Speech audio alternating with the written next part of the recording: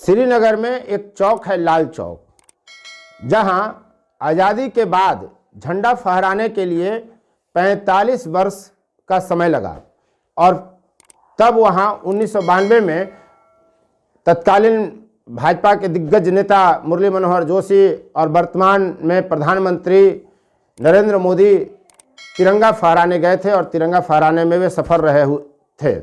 तब 45 वर्ष आज़ादी के बाद लगे थे। उसके बाद फिर वहाँ लाल चौक पर तिरंगा नहीं लहराया। 2021 में अगस्त महीने में जब वहाँ से 370 की समाप्ति की घोषणा भारत के सदन में की गई, तब वहाँ तिरंगे की रोशनी से लाल चौक को नहाया गया। लेकिन बिहार का एक दूसरा हिस्सा भी ऐसा रहा है जहां तिरंगा फहराना बड़ी चुनौती थी। वह स्थान जहां मुगलों ने शासन किया, जो देश पर सत्ता संचालन का एक केंद्र रहा, जहां खरवारों उरावों ने राज किया, जहां अंग्रेजों की सरकार रही और ब्रिटिश झंडा फहराया जाता रहा, वहां जब देश आज़ाद हुआ तो दस्यु गिरोहों डकैतों का कब्जा रहा और फिर नक्सलियों का, जो वहां काला झंडा फहराते थे और वहां तिरंगा फहराना काफ़ी चुनौतीपूर्ण स्थिति थी कि उस स्थान पर भारतीय शान का प्रतीक तिरंगा कैसे फहरे। आप देख रहे हैं फोर्थ व्यू, चौथा विचार, वैचारिक मुद्दों का सबसे बड़ा अड्डा है यह। मैं उपेंद्र कश्यप।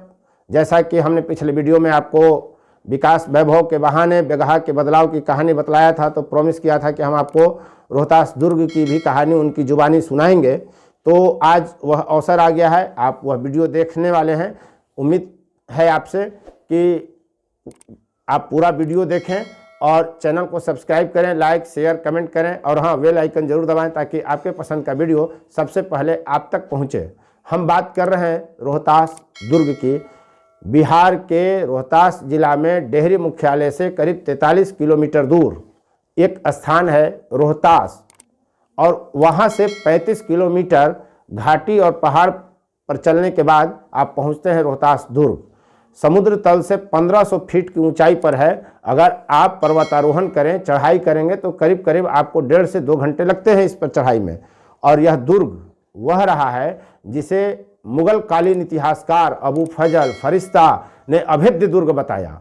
उस अभेद्य दुर्ग को सामान्य मानव के आने जाने के लिए सुगम कैसे बनाया, यह बहुत बड़ा क्रांतिकारी परिवर्तन आईपीएस विकास वैभव ने लाया था जब वे बतौर एसपी अगस्त 2008 में पदस्थापित हुए थे। इससे पहले यहाँ नक्सलियों का काला झंडा फहरता था, डकैतों की यह राजधानी रही है। कैमूर पर्वत श्रृंखला पर बसे हुए रोहतास गढ़ किले में कभी डकैतों की चलती थी, वे वहाँ रहकर शासन चलाते थे, बिहार सरकार के समानांतर अपनी सत्ता कायम कर रखे थे। वहाँ आम आदमी का आना जाना मुश्किल हो गया था। पहाड़ पर रहने वाली जो आबादी थी उसका जीना मुश्किल हो गया था। रोज़ हत्या अपहरण लूट की वारदातें होती थी। वहाँ कभी प्रशासन हिम्मत नहीं कर पाता था कि तिरंगा फहराए। आज़ादी के 61 साल बाद एक वक्त आया 26 जनवरी 2009, जब यहाँ प्रशासनिक स्तर पर एसपी विकास वैभव के नेतृत्व में यहाँ तिरंगा शान से लहराया गया। जब इसकी घोषणा 15 अगस्त 2008 को पुलिस लाइन में प्रशासनिक स्तर पर की गई थी कि गणतंत्र दिवस को यहाँ तिरंगा फहराया जाएगा, और उसमें विकास वैभव को कामयाबी मिली। विकास वैभव ने क्या झेला, क्या देखा, क्यों उनको रात भर नींद नहीं आती थी, वो किस भय में जीते थे, कैसे पुलिस कर्मियों को वहां शहादत देनी पड़ी, अधिकारियों को शहादत देनी पड़ी, कैसे कैमूर की पहाड़ी पर ऑपरेशन विध्वंस चलाया गया, पूरी कहानी आप आईपीएस विकास वैभव की जुबानी सुनिए, जो आपको प्रेरित करेगी। यदि आप पूरा वीडियो देखते हैं, उनकी बात को गौर से सुनते हैं, तो न सिर्फ रोहतास दुर्ग की कहानी आप समझेंगे, बल्कि आप अपने जीवन में सफल होने के लिए प्रेरित होंगे। आप प्रेरित होंगे हर दुश्वारियों से, हर मुश्किल से सामना करते हुए निकलने के लिए आप प्रेरित होंगे। यह खासियत है विकास वैभव की इस संबोधन में। आप पूरा वीडियो सुने। आगाज करना चाहेंगे सर का, विकास वैभव सर का। आप आए और अपनी बात प्रस्तुत करें, रखें और हम लोगों को बतलाएं, आश्वस्त। अनेक संस्कृतियों की संगम स्थली, उद्गम स्थली, बिहार के प्राचीन गौरव की स्मरण स्थली, इस महान प्राचीन दुर्ग रोहतासगढ़ को सबसे पहले मैं नमन करता हूं। 8वीं कक्षा में जब था तो पहली बार रोहतासगढ़ किले के ऊपर एक कथा मैंने पढ़ी थी, जहाँ शंकर प्रसाद जी की लिखी हुई ममता इस रोहतासगढ़ दुर्ग के जो प्रभारी थे उनकी पुत्री थी। उस समय उनकी जो व्यथा थी उसको वर्णित करने का प्रयास जयशंकर प्रसाद जी ने तब किया था जब अफगानों का शासन सर्वप्रथम यहाँ स्थापित हुआ था। किस प्रकार दुर्ग पर विजय प्राप्त हुई थी और ममता की जो व्यथा थी उसको उन्होंने व्यक्त किया था। उस समय से ही कहीं ना कहीं एक कल्पनाशील मन में रोहतास बस गया था। बाद में मेरी पोस्टिंग बगल के जिले में एएसपी के रूप में औरंगाबाद में हुई। उस समय चुनाव का समय था 2005 में। औरंगाबाद से नबीनगर अक्सर बैठे हैं लव जी उनके ग्राम से होते हुए जाना होता था, और तब जब इस तरफ देखता तो जिस रोहतास किले को मैं बचपन से कभी कल्पना में किया करता था, दूर से मुझे यह प्रतीत होता कि मुझे आमंत्रित कर रहा है, बुला रहा है। समय बीतता गया, किला बुलाता था, लेकिन जब देखता इस ओर तो लगता था एक भय का माहौल निश्चित व्याप्त है, एक वातावरण है, परिवर्तन हो सकता है। यह मैंने बगहा में साक्षात देखा था। उसके बाद मेरी पोस्टिंग रोहतास हुई। रोहतास बचपन से एक इच्छा थी, ऐसा प्रतीत होता था रोहतास दुर्ग मुझे आमंत्रित कर रहा है। और चूंकि इतिहास से बड़ा गहरा जुड़ाव है तो बिहार का वह केंद्र जो कभी एक समय में बिहार, बंगाल, आज का बांग्लादेश, उड़ीसा की राजधानी रही हो, और बहुत पुरानी बात नहीं है। उस समय मुगल सम्राट अकबर के समय राजा मान सिंह इसी दुर्ग में रहते थे, इसी प्राचीर से कभी इस पूरे क्षेत्र का संचालन करते थे।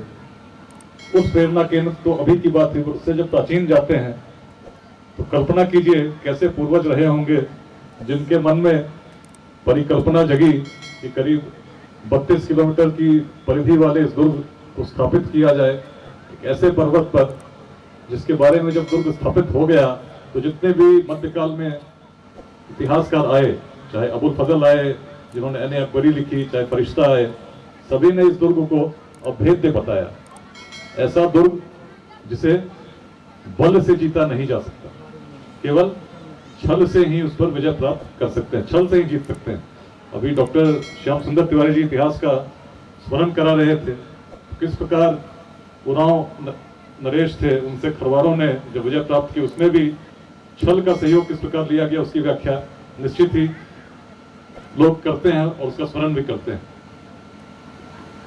इस दुर्ग को स्थापित करना भी आसान नहीं था, लेकिन कुछ अद्भुत प्रेरणा रही होगी, कुछ अद्भुत ऊर्जा रही होगी जिसने इसको स्थापित किया। और जब स्थापित इस रूप में किया कि जब कोई व्यक्ति इस दुर्ग पर विजय प्राप्त करता तो भारत तक संचालित करने की क्षमता उसमें दर्शित होने लगती थी।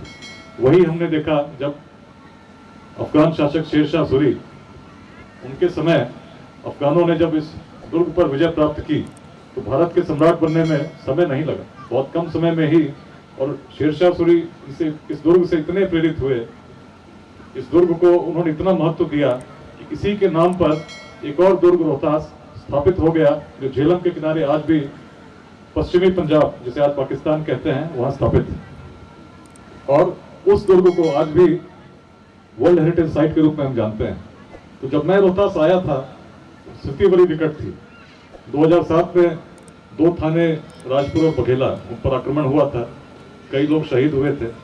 उसके पूर्व विक्रमगंज में 2006 के अप्रैल माह में विक्रमगंज के डीएसपी भी शहीद हो चुके थे। बड़ा संघर्ष का वातावरण था, हर जगह भय व्याप्त था।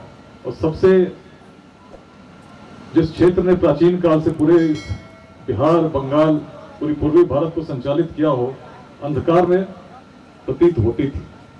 जो कभी मुख्य धारा का संचालन किया करती थी मुख्य धारा से कटी हुई प्रतीत होती थी। जिन आदिवासियों के पूर्वजों ने बड़े गौरव के साथ इस दुर्ग को स्थापित किया और दुनिया को दिशा देते थे, कहीं न कहीं मुख्य धारा से भटक कर मुख्य धारा से ही संघर्ष करते हुए दिखते थे। बड़ी पीड़ा होती थी।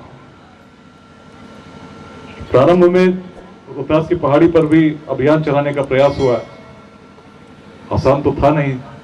सब लोग परिचित हैं कितना कठिन भौगोलिक परिस्थिति यहाँ पर विद्यमान है। तभी तो फरिश्ता ने भी कहा कि दुर्ग अभेद्य है, इसको जीता नहीं जा सकता। और लगभग वही परिस्थिति आज भी है। यदि कोई व्यक्ति इस दुर्ग पर स्थापित हो जाए तो उसे हटाना आसान नहीं है। लेकिन जब प्रेरणा जगती है, इतिहास से जगती है, तो लोगों को जोड़ती है।